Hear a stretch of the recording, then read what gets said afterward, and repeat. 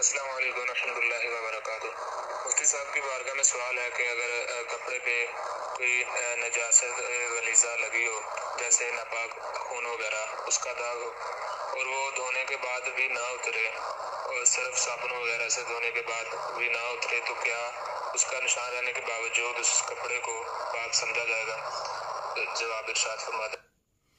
अस्सलाम वालेकुम रहमतुल्लाहि व बरकातुहू। भाई, आपने सवाल किया कि नजास्त गलीज़ा कपड़े को लगी है लेकिन उसे धो दिया गया है तो फिर भी निशान बाकी है, तो क्या वो कपड़ा इस्तेमाल कर सकते हैं? जी बिल्कुल कर सकते हैं। 3 बार शरई तरीके से जिस तरह के हुक्म में है उस तरह कपड़े को धो दें।